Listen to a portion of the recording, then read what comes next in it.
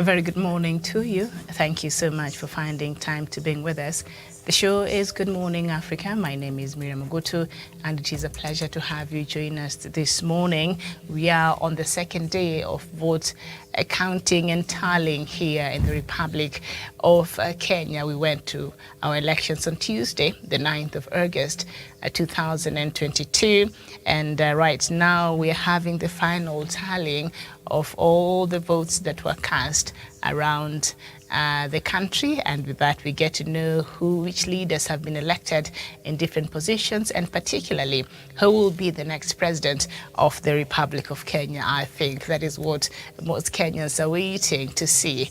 Perhaps towards the end of this day, if that is even possible, but IEBC continues to give us the latest as far as the figures are concerned, and the media houses are also working overtime to inform Kenyans what is really happening and where does the different candidates stand as far as the vote tallying is concerned. And so thank you so much. Good afternoon, good evening, depending on where you're tuned in and joining us from.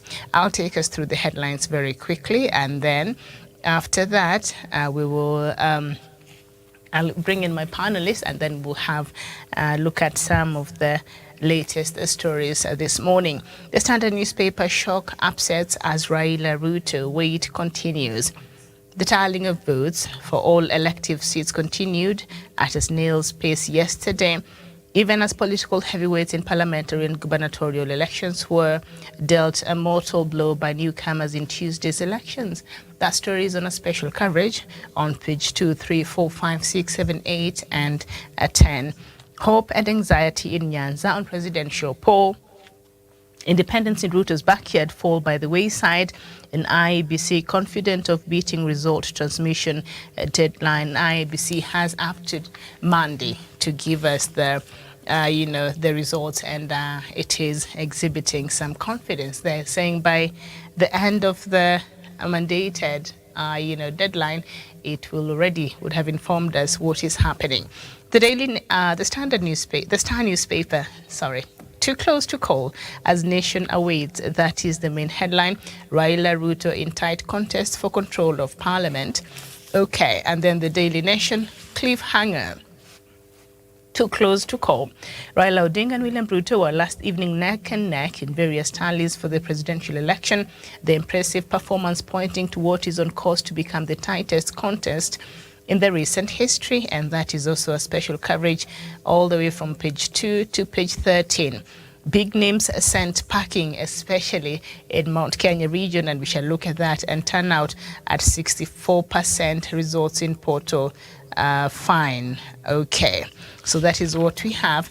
I'm joined by Gladwell Kiragu from Nairobi or Kiambu or Thika. She will tell us where she is. Gladwell, a very good morning to you.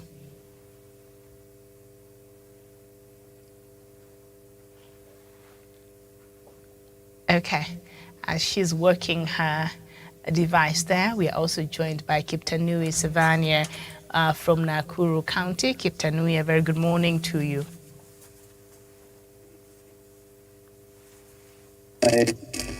Good morning to my brother Christina. Good morning to our viewers. Good evening, good afternoon, depending on where you are watching us from.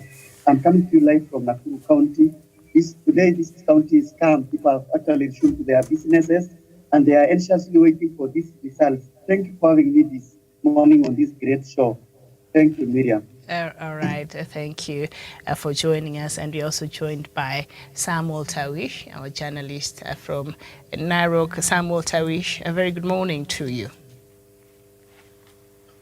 A very good morning indeed to you, Miriam Ogutu, from our communication headquarters. Good morning to my fellow correspondents, and good morning, good afternoon, good evening to all our viewers watching the program in Africa and the rest of the world.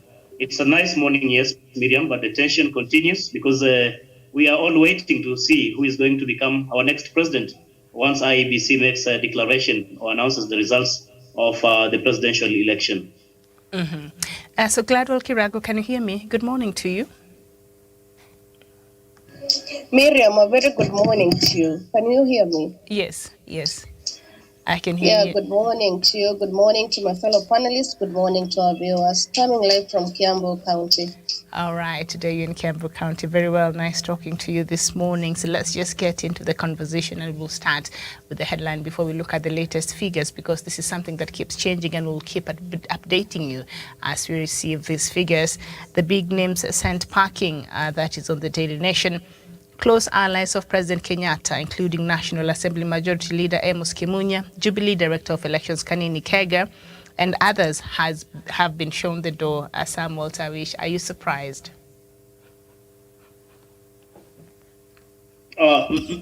Maybe I'm not quite surprised that most of these political bigwigs really have lost their seats, more so to the greenhorns, to the political greenhorns. And I think this was more of a protest vote against President Uhuru Kenyatta's Jubilee Party, especially in central Kenya, where most of us and even analysts had projected that probably we are going to have a few elected leaders on a Jubilee ticket, of course, in central Kenya, understanding that this is President Uhuru Kenyatta's political backyard, a place and a region that has voted for him twice, if not thrice, in the previous general elections that we have had here in the country. And so when you go to such a political bastion of a sitting president, people really voting out candidates to the president himself or the party, it does speak a volume. But generally, I think the UDA brigade managed really to infiltrate and make inroads in the larger Mount Kenya region. And that's why you see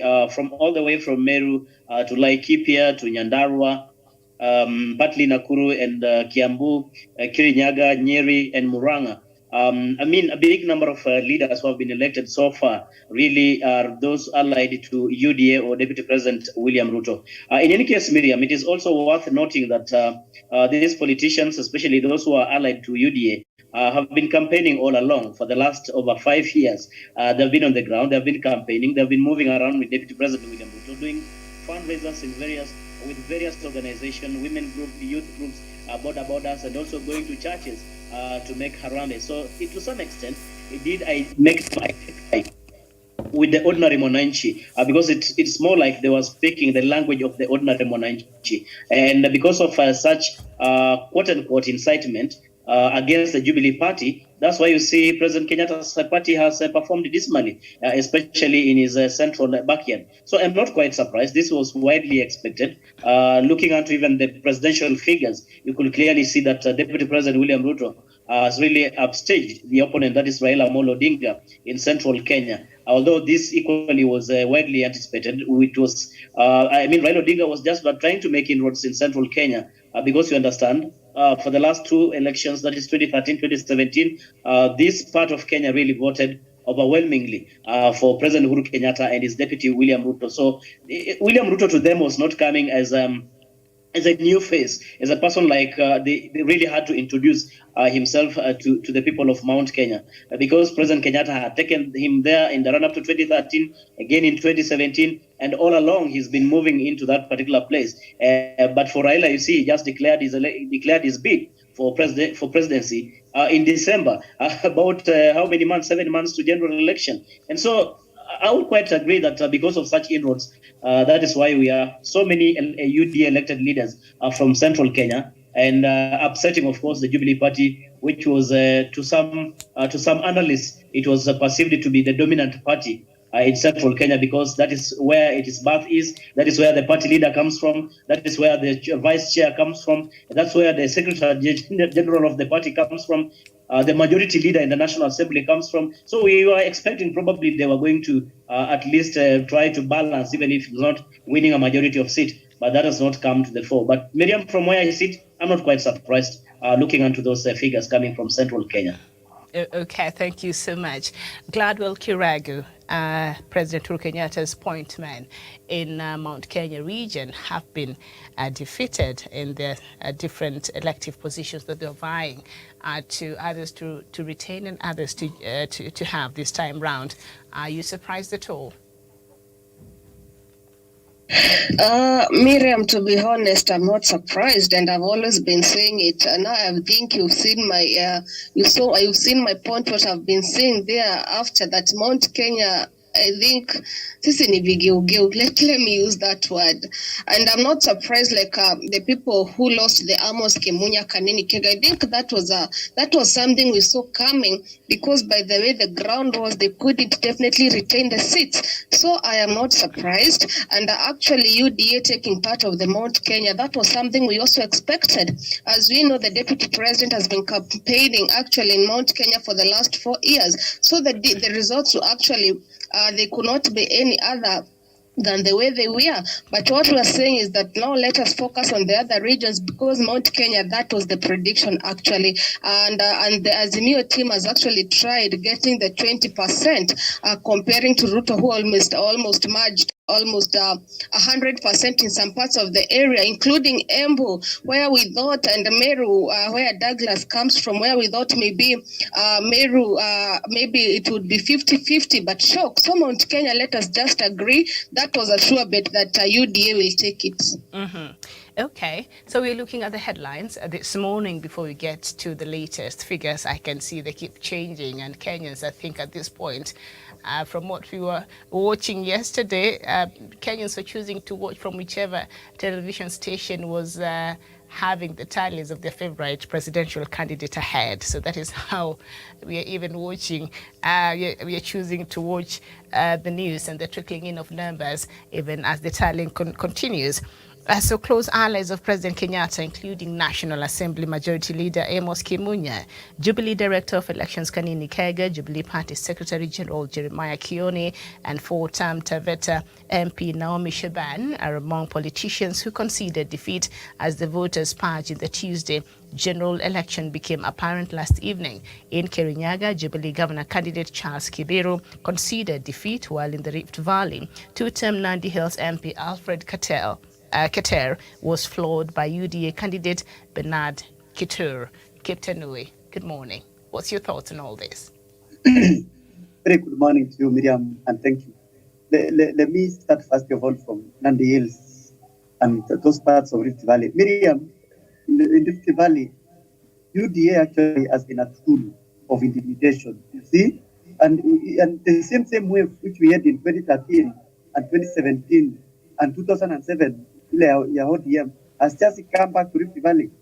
You see, Miriam, if you are not in UDA, you could not manage it. And Alfred Keter, you know the story, was actually the UDA fraternity make sure that this gentleman, Bernard Kitur, who happens also to be my friend, has a ticket. And when you have a ticket there, what will happen? You pick it. You see, last time William Ruto was speaking in Kalenjin dialect, telling people, I cannot go Central Province, and I can go to all those other places are singing one song. And then when you come up, Omia, it is mix and cruise, mix and match. So you let us vote for UDA, and that is how you actually took over to all seats by UDA. Let me go to Central Province, Miriam. I'm surprised. I'm so much surprised. Let me say this sincerely. I'm very much surprised. Uhuru Kenyatta has tried so much to do a lot of things in Central Province. But you see, I want to side with my sister Gladwell that Central by the end of this election, even after the declaration of the head of state of this Republic of Kenya, Miriam, people will be seeing Central Province are dishonest. Let me be sincere for today, because Miriam, dishonest in which manner? One, they did not come out even before. When you compare their figures in 2013 and 2017, are much bigger. Even though William Ruto got a lot of votes there, and these votes are attributed to the kind of work that he did from 2017. He started campaigning immediately. We've said in this television. Why am I saying these people are dishonest, Miriam? Can you see, for example, Meru? Meru was surprised. Many people, even Great Muruku was chased away. Even Meru, they are enjoying this seat of Peter Munya, whom even the head of state proposed that will let us actually have Peter Munya to streamline agriculture. What is happening, Miriam, Central Province, is actually a protest vote against Uhuru Kenyatta. Why? It is because many of the people are being told a very wrong narrative of bottom-up approach. William Ruto has successfully succeeded in teaching people of Mount Kenya that Uhuru Kenyatta messed up with this economy of this country without even William Ruto being inside. And we've seen it. I'm not lying. I'm lying. God is in heaven. We've seen it as the way results are trickling in from Mount Kenya, Miriam. So I want to congratulate my brother and the Azimio La Umoja candidate, Raila Odinga, for actually making inroads in Mount Kenya. There is a time with this television and other platforms, Miriam, we stated equally that even if we get even 10% from central province, we will have gone with this presidency because, Miriam, yesterday where I was seated, we were doing analysis between 2013 and 2017 and now. And we've seen the same. We were expecting William Ruto after doing all those things and riding on Uhuru Kenyatta's development because both of them were elected as presidents in Uhuru Ruto. Miriam, we were expecting when he's getting 89% from Nyeri, Uhuru Kenyatta got 93% or no 98% that time. So if William Ruto is not going to maintain the percentage of Uhuru Kenyatta in Central Province, the city is over. The city has just gone. The city has just gone like that way. Why, Miriam? Look, for example, my place in Nandi County where I was born. Miriam, Raila Odinga, he went there campaigning and he got how many votes? He got 16,000. He got 16,500 and something and something votes. You see, what does that show you? It shows us that people in Nandi County, some of the people in Nandi County have actually accepted this as move, apart from William Ruto going there 5 times. You see, this has especially resulted in Alfred Keter losing the seat. But all in all, people of Nandi Hills and people of Rift Valley who have chosen to vote for UDA, Miriam, have chosen actually to vote for impunity. And we will speak this one the day and night, and they have chosen to speak for. They have chosen to do that. Miriam, when you come actually to Uasin Gishu and other parts, can you see? I don't know whether Mishra has come up as actually cleaned the seat. I might not clean the seat. But what has he done? He has done a lot of projects over there. Miriam, there is an analogy that I learned today in the morning that we are killing those people who are taking development village by village, like Alfred Keter, because of protecting our parties, that are not going to help us in future. Miriam, for Central Province to redeem themselves, Miriam, in future, it seems if you don't have a deputy president from Central Province or other, from Central Province, you are not going to get to clean this seat. Miriam, Western Province as actually equal as so many numbers, but the problem is that they are divided. They are not one. They are not one. All the time they are not one. That is why you see we have all these discrepancies. And because of all this dishonesty, Miriam, it is so unfair. It is so unfair for some of us who are actually living in this valley to allude that, especially in Nakuru County where it is a cosmopolitan. I think you are seeing what is happening, Miriam. Every starting from the senator, women representative, and governor, everybody, you see people are having more than 400,000 votes. Why? It is because this is a Kalenjin dominant also. We have Kuresoi North and Kuresoi South, which is purely Kalenjin. So immediately you get these votes, like people in UDA. You might be surprised, Miriam, UDA is taking over this county. You might be surprised because the votes of Kalenjin, and I told you from the Kipsigis origin, is that they actually make you when you have these votes from the Klesek, from Kalenjin community, you are only looking for something to top up. That is why you will have a governor from UDA, we have senator, and we have women representatives. Okay. I submit. Very well. Thank you so much. And so before we get into the turnout, which the IEBC chairperson, the Electoral Commission chairperson Wafula Chebukati confirmed yesterday, was about 65.4% of the registered voters. And the registered voters in this year's election standing at slightly over 22 million voters here in the country. Chebukati said just over 14 million turned out to vote, and that translates to about 65.4%. So we shall look at those figures. I don't know what surprised you from the leaders that are able to be elected and others were left out.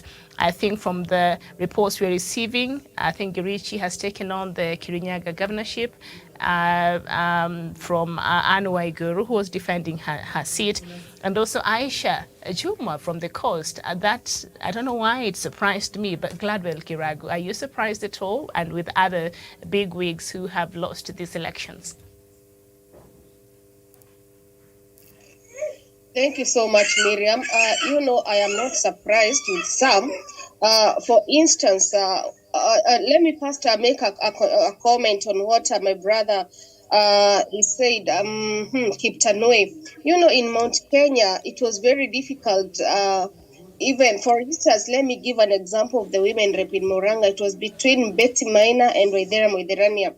And we can see in Mount Kenya, it was very difficult for you to garner a position if you're not in UDA. So let me say the whole of Mount Kenya, that the region was actually yellow. And you can see, the mistake the Mount Kenya did is that they gave everybody who was in the UDA. And that's, I've given an example in Murang'a. Waithera Moitherania had the chance. And somebody like Ngereshe, the reason as to why she has beaten Waiguru, because of the strong groundhold that she made. Ngereshe then was a new DA, but when Anne Waiguru joined, that is when she chose a side of independence, and she never went to Azimio. And before that, she had the strong ground. And somebody like Aisha Jumwa, I'm surprised because yesterday as I slept, that's why I'm saying I didn't believe them. Aisha Jumwa, I thought she had lost. So as for that one, I'm surprised because I never thought she would retain the seat. But the others, I'm actually not surprised, Miriam. Okay, thank you. Tawish, are you surprised about the big names? Kirinyaga governor, she's out now, and also Aisha Juma down there at the coast.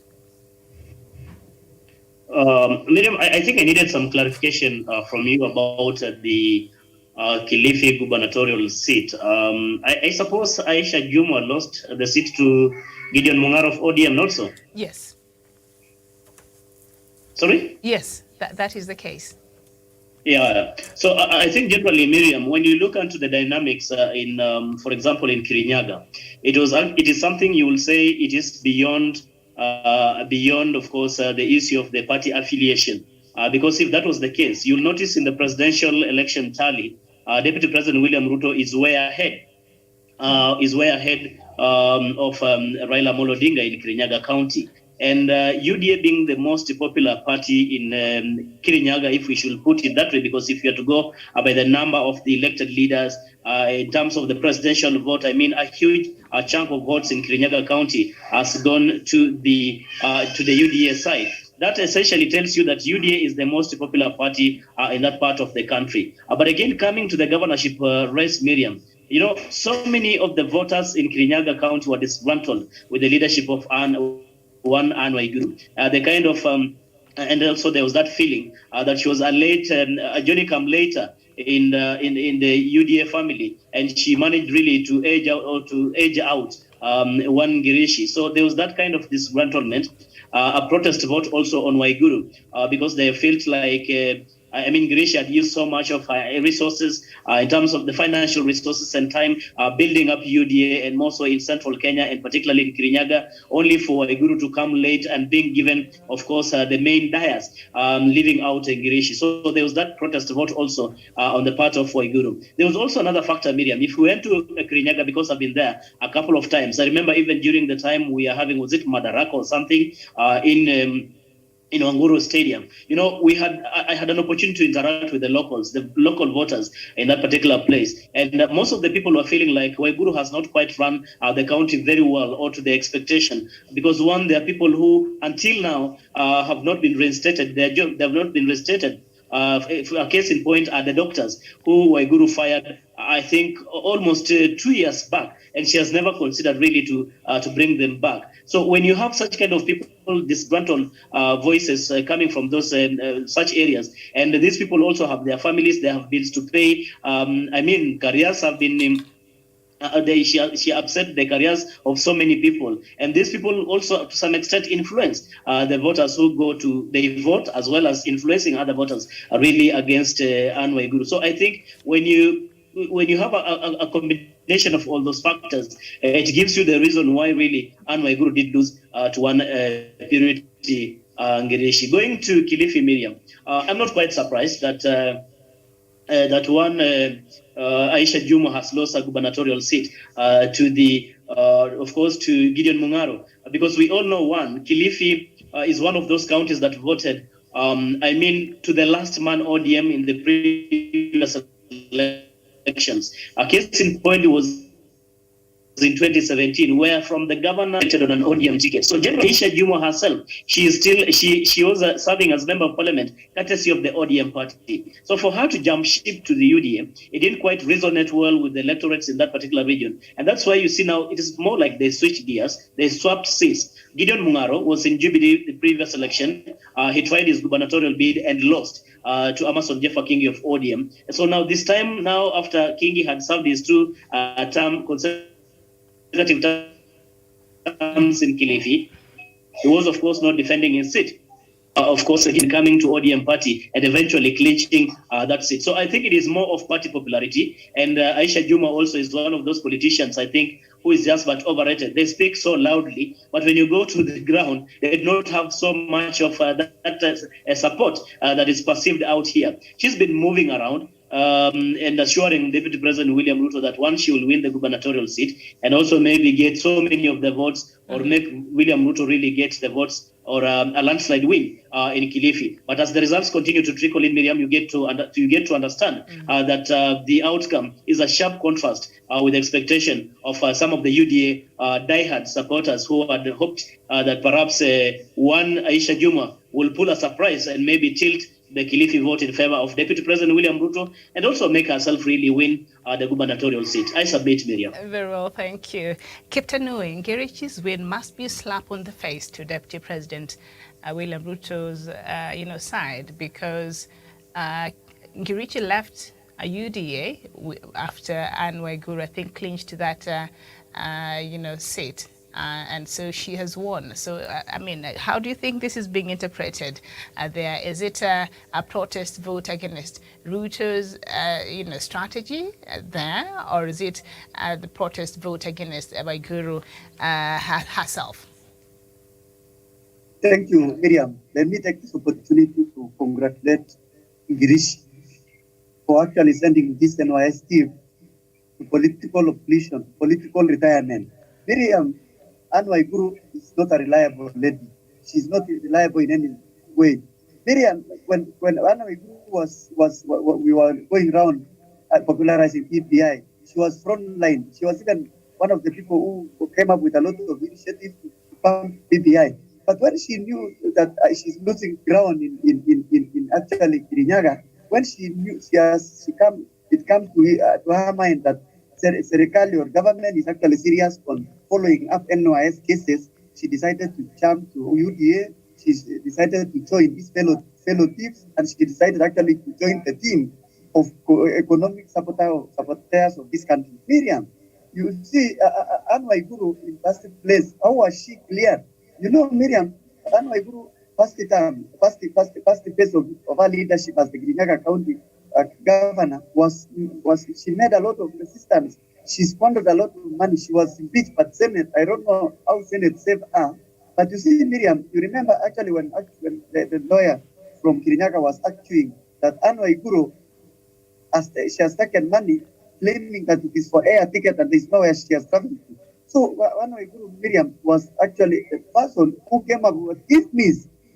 You people can remember Anne Waiguru when President Uhuru Kenyatta was finance minister. That is the time Anne Waiguru was working in treasury, and that is the time we got at something what we call a computer error.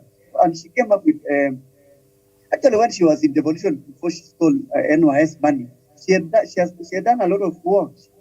She presented herself like the powerful cabinet secretary. Nobody even in this country could dare Anne Waiguru. Nobody in this country even was not aware. She bought a house in Kusuri.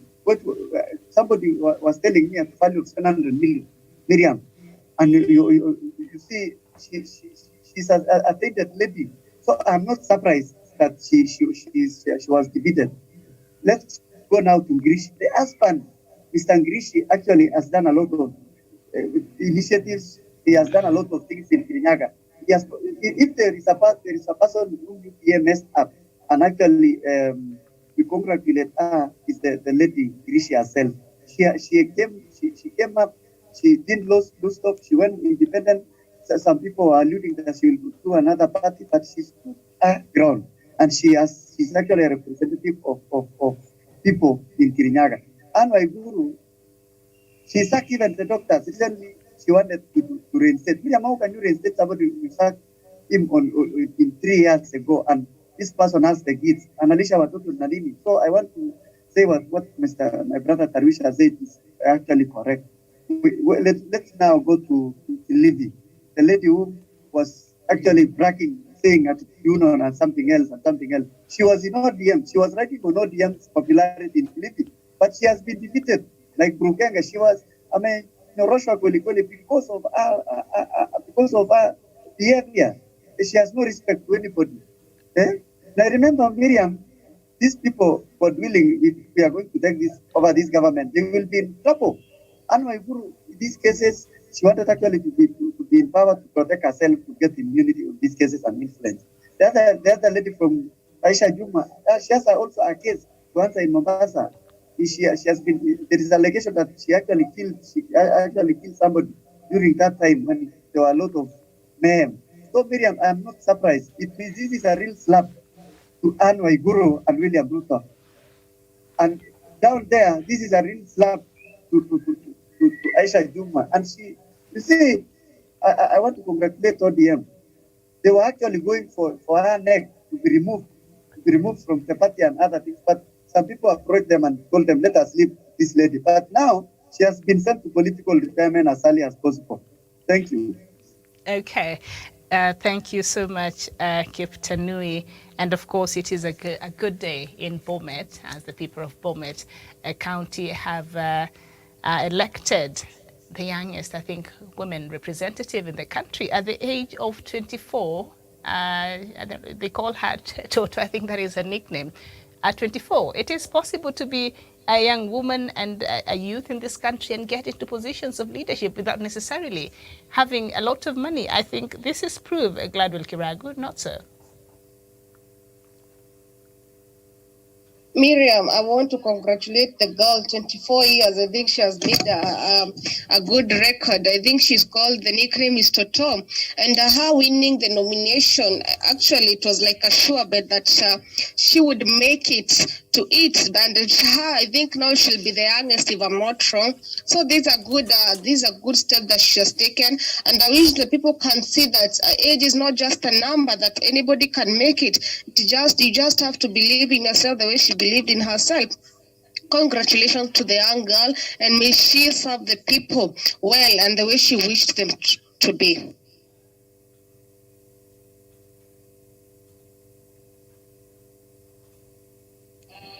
Since Miriam is not there, maybe Tawish, you can take over.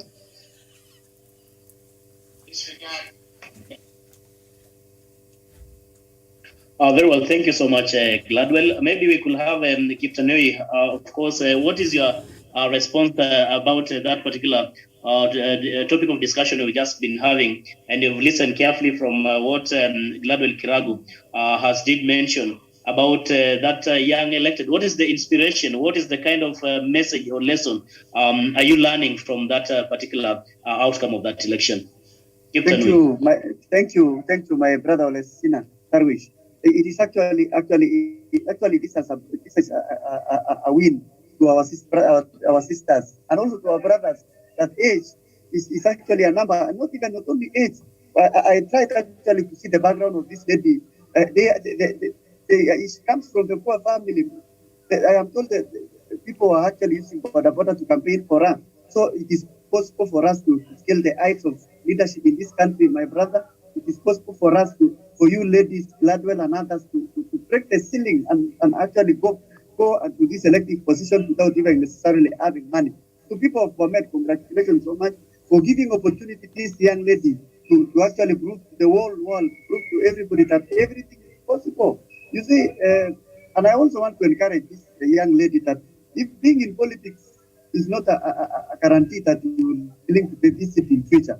work for the people who have actually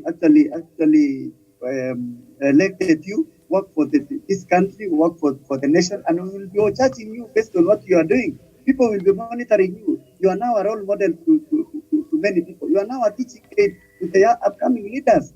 And Darwish, as you see in this country, most of the people who are actually being elected are people with choppers, people with barabrados, people with money, people who can dish money. But it was shocked when this lady went again to Karen for aspirants meeting. She was even mistreated by security. I think the way she addressed local dressing. You see, I think the security were actually, I think it was aspirants meeting, and the security mishandled her. I think they were thinking, we will feel it and talk about it. Everybody, God has actually set you a place for you. Nobody knows your destiny. Today, Olesina, and Gladwell and Douglas and Chavan and Miriam and all of us, today we are here on this television. We might not know you are tomorrow. Tomorrow maybe you will be an MP somewhere. Tomorrow maybe you will be a cabinet secretary or CAS or ambassador somewhere. So one statement I want to pass to you, whom we are together on this panel, is that let nobody kill your dreams. Get that opportunity to go without seeing humor and scale the heights of leadership, because every one of us qualifies. All right. Thank you so much. I see the figures there are changing, so hopefully that will reflect. And Tawish, I don't know your thoughts on Toto before we move on.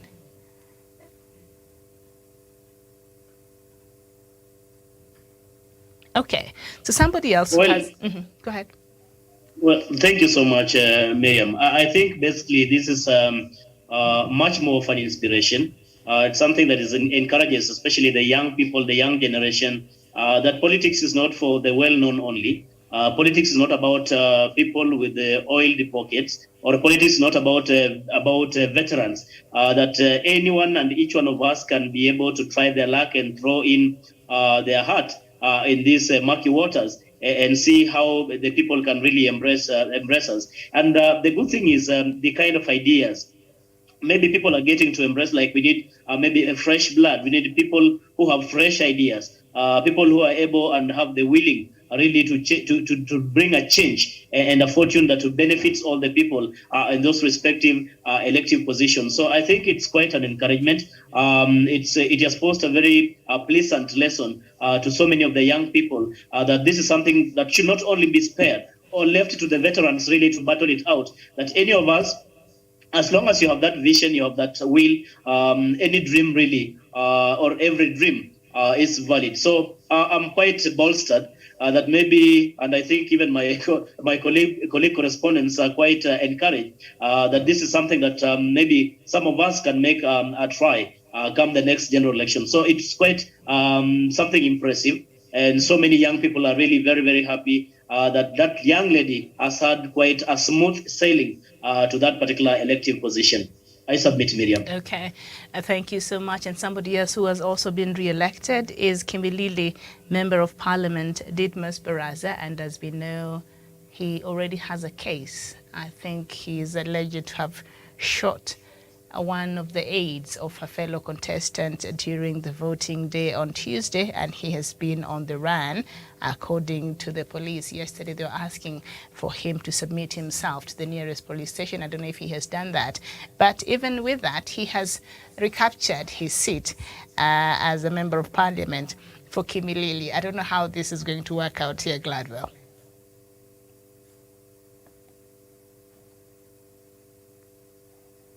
Kitanui? Miriam, it is unfortunate. It is congratulations first for Didmus Baraza for winning the seat.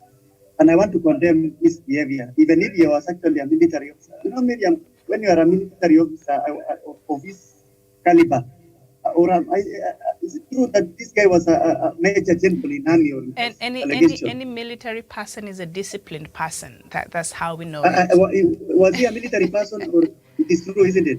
I don't know. I have no way to ascertain that, but I'm saying if I that is why actually he thinks I he saw can somewhere. wield a gun like that, military people are these are disciplined Fine. forces. Mm-hmm. Yeah. Let me assume that he was in military and Yes. of that actually rank. That people were saying maybe he was colonel or what, and I don't know from there. I was expecting this is the guy in military. That is the most disciplined. If he was a police officer, actually, I could have even excused him because of we have so rough many police officers around in this country. Miriam, how can you put your assess and shoot somebody? It is actually shame for him, and I want to assure you there will be by-elections in Gilili very soon. He will lose that seat. This guy will lose that seat if it is true that he shot that the head. You see, Miriam, before you pull your assess can shoot somebody, you must or assault somebody. You must remember that this is the person with kids. This is the person with wife. So that man might have died like that. Who will be beating the children?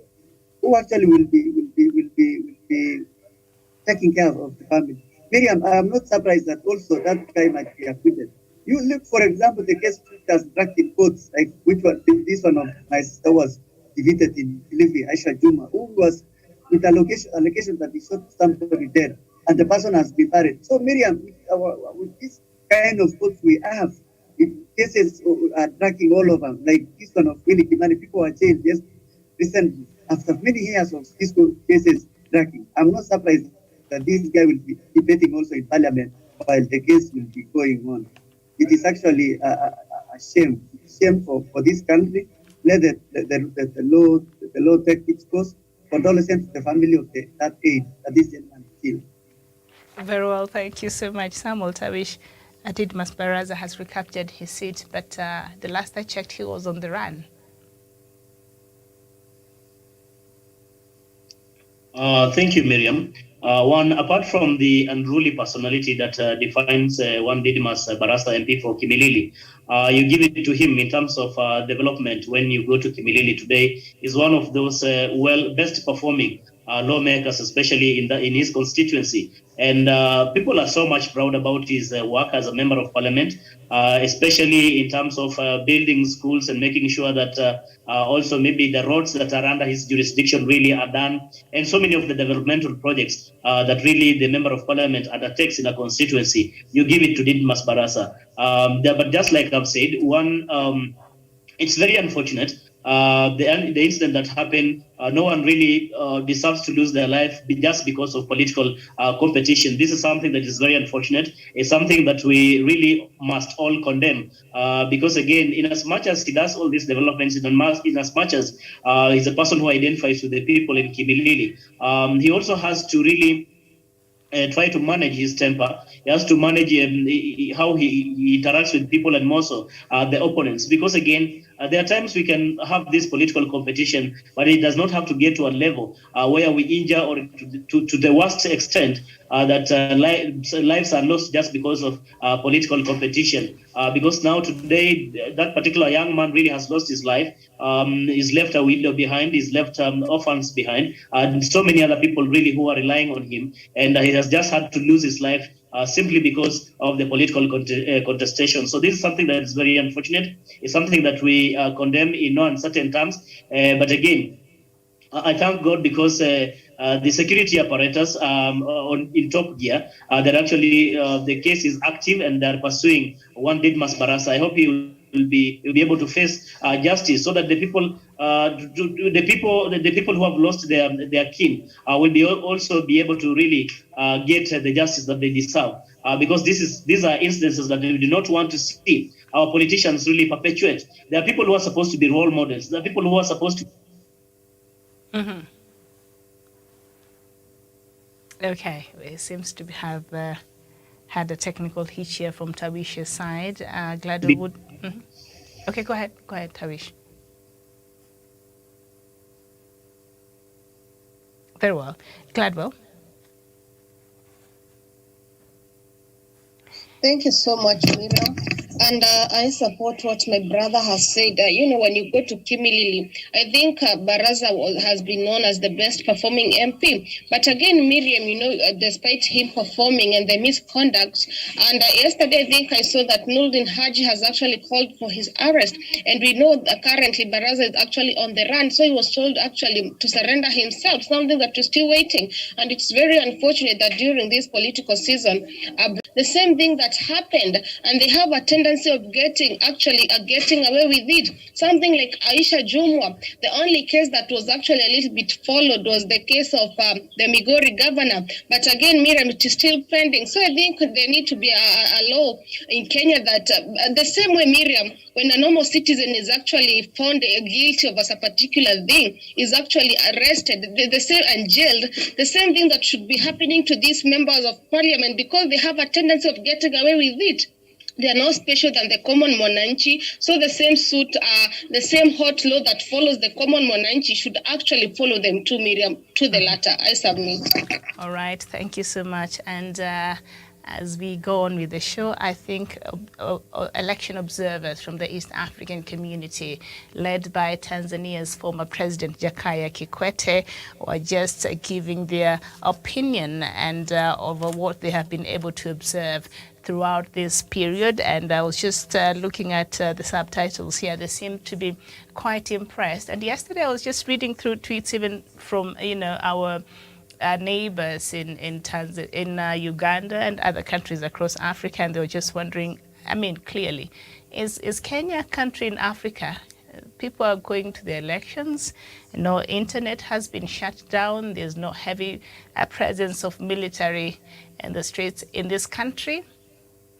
By the time we get to having the military in these streets, things are completely out of hand, like it was in 2007. Thank God we did learn our lesson, but usually it's normal. The police officers who are just, doing their usual in making sure that law and order is observed. But it's very difficult to see our military personnel in the streets like that. We are not a military country, but I know that is not the case, say, in the cases like a country like Uganda and things like that. So I would understand why they were surprised that we are going to our elections and we don't have a heavy military presence in our streets, and the internet has not been shut. First of all, you cannot shut the internet from Kenyans. You can't shut Twitter, you can't shut Facebook, you can't do that. These are freedoms that people fought for that we get to enjoy today. So nobody has a right, unless the government feels for issues of national security, but it has to be something that is really, really, up there. But you can't just wake up one morning, even for the government itself, and decide to close, interfere with the freedoms, like the freedom of speech and the freedoms that we enjoy and the free media here in the country. I think we are way past that. We are a working democracy. We're still working on it. We are not perfect, but I think those are things that you can play with as far as, this country is concerned.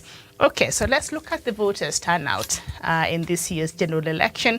And more than, I think, IEBC has updated, about 65.4% registered voters turned out on Tuesday, and yesterday the Electoral Commission said the results in its public portal are final and the ones to be used to call the August 9 general election. Addressing the press in Nairobi, Independent Electoral and Boundaries Commission IEBC chairperson Wafula Chebukati said more than 14 million Kenyans voted. He added that the final turnout percentage might increase once the commission tallies the number of those who were identified manually. So 14,164,561 out of the 22.1 million registered voters participated in the elections. And I think I will look at the turnout in 2017 so that we are able to compare. But, 65.4% as it stands out right now, Samuel Tawish, how do you think we did? Is it the voter apathy was real in some areas, but what do you make of this turnout? Kitanui? Miriam, maybe you come back with the question. Yes, I'm saying that according to IEBC, the voter turnout in this year's general election was 65.4%. And yesterday, IEBC gave us the exact figures, saying Kenyans who turned out to vote stood at 14,164,561, essentially translating to that figure there. So what do you make of this voter turnout? Of course, we did experience some low turnout in some areas that maybe some voter apathy in some areas for whatever reason. But is this good enough? No, no, Miriam.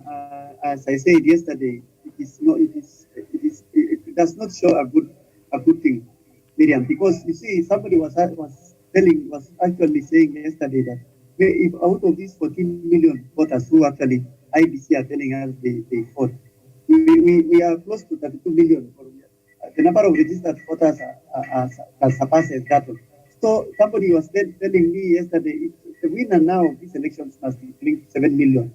7 million and some other 7 million something. So that so 7 million is not even half of the population of this country. Million 7 million is not even representative of the people of this country. There is a problem. And actually, I allude this voters' apathy or low turnout, Miriam, to maybe a lot of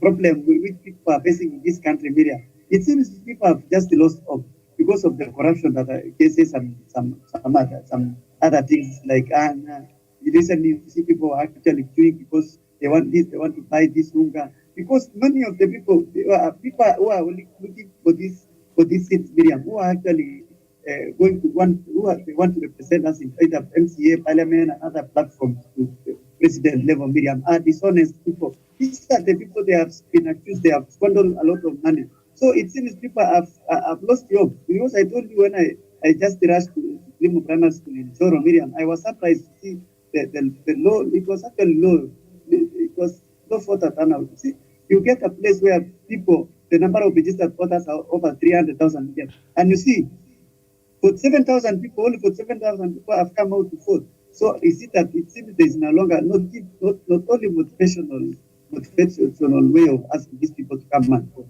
It seems people are saying, what a whoever they elect will be our president. And this is a very bad experience. I think we must have a inquiry of the commission of inquiry. The government which is going to come, we must have the commission of inquiry to establish why is it that people are no longer voting in this country. Is it IBC which there is a problem? Is it that because is it IBC, Miriam? Because I was also of the opinion, Miriam, that maybe somebody like in Mombasa who actually was convinced to come and vote for Asarai Hassan or to vote for Abdul Nasir, or somebody who was convinced to come and vote for the Gagamega Kaban, or in Rongai, here in Rongai, in Nakuru, or in Tawas, or other parts of this country, Miriam, was coming actually to vote for that person alone, but also to be convinced that you are line, to convince that we just vote for even the president, blah, blah. Because Miriam, even as I was also in Njoro, there was people, they traveled all the way from US. I was even with the same line, somebody who came all the way from Atlanta, Georgia, another one from Florida, Qatar, to come and vote. And somebody who lives 50 meters from the polling station, Miriam, has not come out to vote. Where is the problem in this country, Miriam? We've highlighted the problem which are facing this country in this television, Miriam. Miriam, Jubilee government, Uhuru Kenyatta, congratulations as you are retiring for building very soon. It's a month, or a couple of months, or a couple of days to come. Congratulations for actually you steer this country. Miriam, assume Uhuru Kenyatta, after shaking hands with Raila Odinga, sided with this deputy, and this country, nothing could have been done actually. No development, nothing. What do you think? William Ruto could be president by now. I think you are seeing what is happening in Central Province with these figures. These people were brainwashed in the first place with the wheelbarrow movement. Miriam, somebody was going to, and you see, most of these people, Miriam, were taken in a manner that the only picture which was there was only, there were no Kenya Kwanza. It was only the picture you can see there is wheelbarrow. Somebody was going there, wheelbarrow, we are going for Nabi Masudi yellow. So Miriam, there is a lot of voter turnout. And you see, these proponents, these people who started campaigning exactly after 2017, have made a lot of fake promises, false promises. Miriam, not only even turnout that we are talking about. You just go to your social media platform and see what my brother Dennis Tubi is posting. Dennis Tubi seems even it is true with this fake darling. And Miriam, these are the recipe of chaos. I want to thank Dr. David. One time they had a space. I think they had a space on Twitter, and somewhere Olesina Karushi were there. You see, people asking, is it true? Is it good for these media houses to be also conducting their talents? And I refused because I was also given a platform. I said it's not good because Miriam, most of the people in this country, they don't rely on media houses because they have taken it. What did you saw yesterday before you slept? You said in the morning. People ask, you don't watch Citizen TV. Don't watch NTV because of the discrepancies of the results. Not because the results are not correct. It's not the same that NTV and the other platform are doing, Miriam. So are we also preparing this country for chaos or what? Miriam, what will happen if the Bukat will be announcing the results? And you see in your television, in NTV, in CAS TV, William Ruto is leading. And when you come to Citizen, Uhuru Kenyatta, not Uhuru Kenyatta, some story. Raila Odinga is leading. People will go. People who don't have television will go to the street and demonstrate that he may viewer. So I think even though we are moving towards the legalization of these things, Miriam, there is a problem. Let us put a commission of inquiry. See, there is no need, Miriam, for IEBC to be allocated with a lot of money. Later, at the course of the election, they come up and bring us things which are not even motivating anybody. Mm-hmm. All right. Okay, thank you so much. And of course, IEBC is taking its time and for tallying and all that. So as much as the media houses and other organizations are giving us their projections, the end of the day, we have to wait for the official results from the IEBC, which is the institution mandated with the official release of these results. But even with that, I think the tallying from the different media houses and even what we have is, we're tallying the same forms from the IEBC's website, so it's easy to know the direction. And also I think this has worked very well in managing Kenyans' expectation and just giving us something to keep us busy and to talk about and to look at, compared to 2017 where the media were not allowed to do things like this. Gladwell Kiragu, I don't know what is the feeling where you are, and also your thoughts on the turnout on this year's election, standing at 65.4% of the voter turnout out of the 22.1 million voters, registered voters, slightly over 14 million turned out to vote. Is it good enough? Gladwell? All right, Gladwell has left that conversation.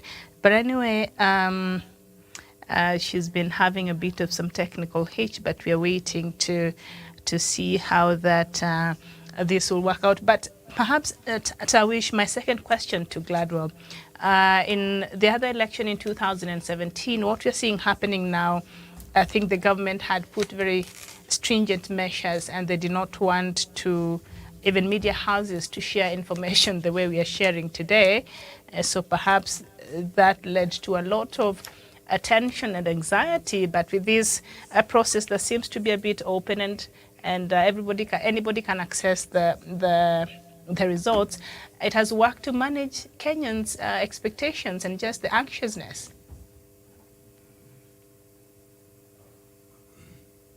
Tawish. Miriam, they often say we learn from experience, and I think from the past elections that we have had here in the country, we've learned our very own lessons. We have learned bitter lessons, if I should put it that way. And having learned those lessons, it was therefore imperative that the government agencies, especially those who are working alongside IEBC and the commission itself, really had to put up measures safeguards to ensure that this election is not going to be as volatile as what we witnessed in the past, because the issue all along has been about not necessarily about voting. It is all about the counting and the transmission of results. I think that is what has made Kenyans over time really to have to be apprehensive, and the build-up of tension in the country because again there's that anxiety. Mm-hmm. Okay, we apologize. We're experiencing some technical hitches here and there. And people really not understanding and waiting to see is the person I support conflicting, for example. Sorry, Miriam. We lost you there for just a few seconds, but go ahead. Okay, thank you, Miriam. So what I was basically trying to say is that because of that, the issue of transmission of results is what has been causing, of course, the tension in the country over time. So I think out of those lessons, IEBC and the other agencies in the government agencies that work alongside IEBC had to put up these measures to ensure that the people of Kenya continue to wait for these results, but not with the apprehensiveness or with the tension and anxiety as it were before. And that is why you see IEBC, of course, in conjunction with even the Media Council of Kenya, made sure that the media are given the passcode to be able to, of course, access IEBC database so that they are able really to transmit this for the benefit of Kenyans. And I can clearly tell you, Miriam, if you are to talk with Kenyans out here, at one time they are saying this television station belongs maybe to this particular political formation, and that's why you see they're ahead of this. And at this particular point, not even the Kenya Kwanza or the Azimio allied supporters really know how this election results is going to pan out. Is it going in Azimio favor, or is it going to come out in Kenya Kwanza favor? Because in one station you'll find Raila Odinga leading, another station you'll find William Ruto leading. Mm-hmm. Very well. We seem to be having a bit of a... Can you hear me now? People are resorting and saying, let's just but maybe declare the results on very...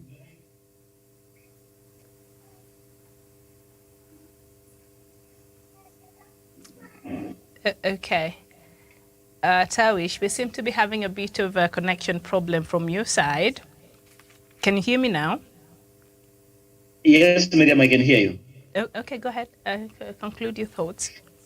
Yeah, that's why I was telling you, Miriam. I think that is a step in the right direction. And if IEBC had addressed several other concerns and issues that the people of Kenya have had in as far as its preparation is concerned, then probably they would have had, of course, a thumbs up in as far as this election is concerned. But of course, we saw the hitches that marred the election itself on the election day, in as much as the way they are transmitting these results, especially using different media houses really being able to access the IEBC portal, get the results from the IEBC database. That's quite a step in the right direction. That for the first time in history, the media are allowed to tally the results.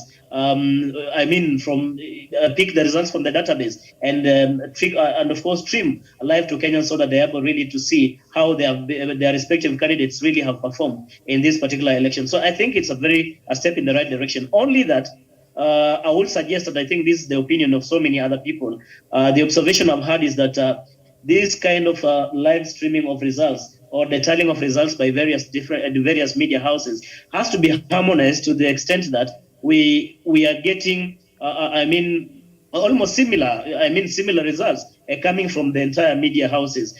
So that maybe we have a convergence of all the media tallying centers so that they're able really to give us a uniform kind of results. Because as it is now, Miriam, every station, imagine when you look into, say, for example, KBC, they're not even at 3 million as we speak now. And there's another television like Citizen and NTV, KTN, they're almost 6 million, almost going to 13 million total votes as we speak now. So essentially, I think the suggestion will be in future, let's see how we can be able to harmonize this tallying of results by all the media houses so that we are giving a common figure for the benefit of the audience, because as it is now, it's a bit confusing to either side of the political divide.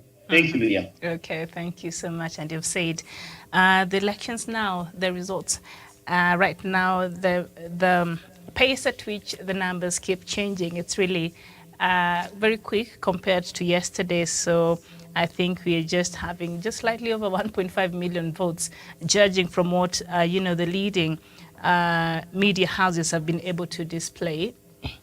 And even what we have, just slightly over 1.5 million votes remaining. So I think once the maybe 1 million vote is in, I think that way it will be easier to project the winner of this year's election as far as the presidency in the country is concerned. Okay, even as we wait for that, but also the level of calmness. I know people are just anxious to know who is the president, and we move on, and we know there were even alerts being issued for a city like Kisumu and travel advisory that we saw from the US government. But so far, there has been some relative calmness in the country. Is it safe to say that perhaps Kenyans have learned from that period of time that this country went into a very dark place? You know, we were almost losing this country in 2007, and since that, do you think it's just Kenyans learned their lessons in the manner in which we've been able to carry ourselves out during this period, Kiptanui? Miriam, I want to applaud our security forces. Congratulations for Dr. Fred Matiang'i and PS Karanja Kibichu for doing good work. Miriam, it is not that there is a calmness. It is because of the deployment of security to every village. Hotspots, I'm told so in us when people are voting, you're expected to because I'd like for you to paint for me the actual picture where you are, because where I am, everybody has come. Today in the morning coming to work, and even yesterday there was not so many people, but today everybody seems to have gone back to whatever it is that they do, and there has been, so that is my experience here. It could be different from where you are, so maybe just give us the exact picture of what is happening there. I don't want to assume. Miriam, in this Nakuru town, there is a lot of calmness. Even in villages, the Naswet, where people are expecting people to fight, and these other areas, the results has been announced, and people actually are. I think people were not even going to fight because of these elections. Miriam, Naswet and other parts of those areas, there has been a lot of animosity due to land issues, not even elections. In 2020, they fought, and they were asking not even to plan maize. It's not because of actually issues of elections. It is only that maybe they wanted to take advantage of these elections. Miriam, there is a lot of calmness, and this is credited to security agencies in this country, Miriam, that everybody is, and people are tired. If they went to vote and they just came out to open their businesses, unlike in 2003, unlike in 2013, Miriam, where people actually forgetted most of these areas in Nakuru. They close their businesses. There is a lot of calmness. The business is going on. People are busy. Nobody even is following up these elections. No, you cannot see people like in previous. I've even in the morning I actually visited where we used to meet, discuss politics. I am surprised that I didn't even see anybody over there. It is called Orange House in Nakuru, where politics, people meeting there, analyzing, saying blah blah blah blah blah. But people are busy. Miriam, I think people of this country have learned a lot of lessons. Mm-hmm. They have learned a lot of lessons that even if they start war or they fight each other, they are the losers. At the end of the day, they are the ones who are going to camp at showground up there on a makeshift tents, waiting for Serikali to bring them relief food after touching their houses. Miriam, I think that is it. It is actually calm. The place is calm. Okay. I'm happy to hear that. For a moment there, I thought maybe some things are happening there that the rest of us are not aware of. Samuel Tawish, the manner in which these elections have continued, even as we wait for the final tallying, there has been some relative calmness. Do you think Kenyans, we've learned from our past experiences as far as elections are concerned, which some have been marred with violence and death and all that, and so we seem to have grown and perhaps matured, and of course learning to embrace democracy fully, or what is it that perhaps have led to what we are experiencing today during this period? Tawish. Sorry, Miriam, I didn't quite get the question because I had an interruption from a call. If you could just repeat the question. No, I'm saying the level of calmness that we are experiencing now and how Kenyans are behaving. Usually by this time, it is the third day into since the votes counting and tallying has been ongoing, and from coming to work in the morning, the road seems busy, slightly, maybe not as busy as usual, but people seems to have gone back to their normal lives compared to perhaps the previous elections. Have we learnt our lessons? Absolutely, Miriam. And I think, as they usually say, it's only a fool who never learns.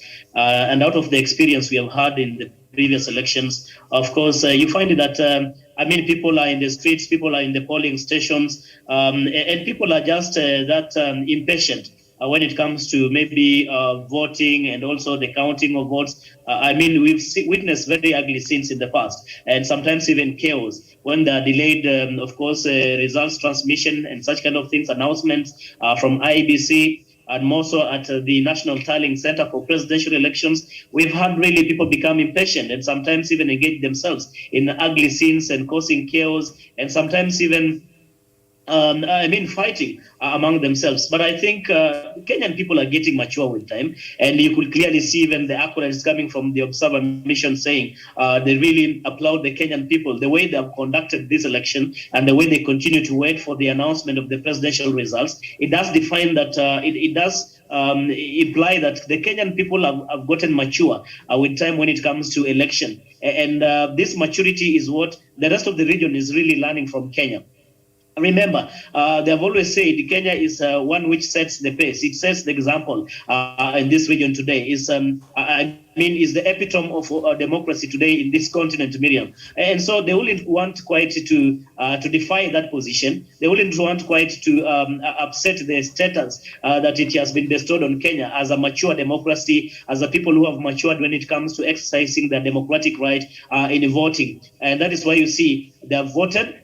They left the polling stations, and now they are patiently just waiting. So those who are going back to work today and yesterday have gone back to their places of work, and they are waiting for IEBC to do their work. In any case, we have agents. We had agents in various polling stations representing various interests. That is the political candidates, the political parties themselves, the Observer Mission, the media, and all these kinds of groups really. And the ordinary Mwananchi really relies on these people, and they rely on, of course, the Independent Electoral and Boundaries Commission to be able to give them the outcome or the results of these elections in various respective elective positions. And that's why you see there's not so much of the tension in the country. You've not witnessed, for example, what used to happen. As we speak now, you could maybe hear demonstrations already in Kondele or in Kibra or Mathare or in various places in the country. But again, also we need to give it to President Uhuru Kenyatta and former Prime Minister Raila Odinga. This handshake has had nothing really to do with this succession politics. It was more about uniting the people of Kenya. That is why you see the strongest pillar that anchored the handshake was the unity of purpose, making sure that elections should not come to divide the people of Kenya, something that just takes a day or so. When we, in about 4 years or so, we coexist together as brothers and sisters, as good neighbors. But when election comes, we want to hack each other to death. We want to displace our fellow Kenyans simply because we are not agreeing politically. So I think with that kind of a clarion call that President Kenyatta and Raila Odinga have been preaching for the last 4 years has really brought forth the dividends that we are seeing, that we do not want to see Kenyan people really shedding blood because of the political contestation. We do not want to see people being displaced because of political contestation. And everybody really has a right, really under the Constitution, to live and invest anywhere in the country. And once this gets into our heads and minds, Miriam, you can see that we are embracing each other after the contestation. I've seen even in various political groups and forums, Miriam, some of them that I was a member in those groups, we had different people with different opinions supporting different candidates. But by the end of the day, winners have been announced, where losers have embraced, have accepted with humility, of course, the loss, and of course congratulated the winners. When we have politicians doing that, it trickles down even to their supporters, and that is why you see the calmness, the tranquility, and the peace that we continue to enjoy today. This is something that we anticipate highly, that even in as much as we look forward to getting the presidential results, that the Kenyan people and more so beginning with the presidential candidates themselves. Whoever wins the election must be able to embrace those who have lost. And moving forward, we call each other brother and sister and make sure that we continue building our nation. There's no need absolutely of us going to the streets or demonstrating or beginning to kill one another or even displacing our fellow Kenyans simply because the outcome of the election has not come in our favor. We have a country to build. We have a country to build. We have no any other country apart from Kenya. And that should ring in the mind of each and every Kenyan, wherever they are. Miriam, I submit. Okay, thank you so much. And also, I'm seeing another story here on page 11 on the Standard newspaper, tight race between Raila and Ruto in Mudavadi home ground. And of course, Raila was able to get majority of this Azimio. I was able to get majority of these seats in Mudavadi's backyard. And as it appears now, with the majority of the numbers coming in, and no candidate has been able to get 50+1. And I can see the figures for Wajakoya is also not too bad, at over 53,000, close to 54,000 there. Sorry. Sorry, and then Maure coming in with about 27. I apologize for that. That much. So there could be, and the rest have not really. The leading, which right now, from what I'm looking at, is Ruto. And so, these figures that our Wajakoya is getting, they do matter. And if at all he did not run, and these people who voted for him were able to vote for either of these leading candidates, would it have made any difference, Kiptanui? Yes, Miriam. Yes. Almost 50,000 votes. 50,000 votes are so many, Miriam. And actually, if one person goes with that, it is a lot. So our brother Wajakoya actually is trying. And Miriam, mark my words, those votes that Wajakoya and Bishop actually has garnered might even change the equation of this outcome of this election. And because there is possibility, even though I've seen many analysts or many people saying, at the end of the day, we'll get somebody with 50+1. On my view, we might not be there. But let us not give them very bit of doubt as we wait for the final results. Okay, thank you so much.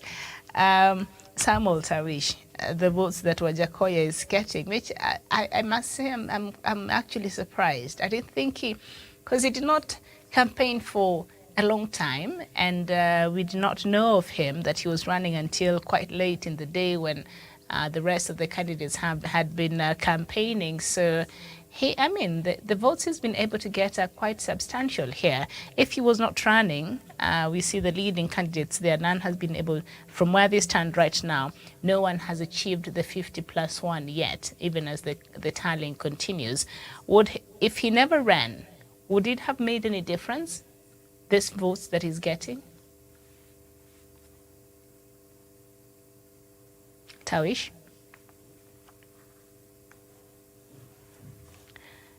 Okay, I think Tawish is not present. So I guess we'll end the show here for right now, even as we continue looking and waiting to see how these elections will go.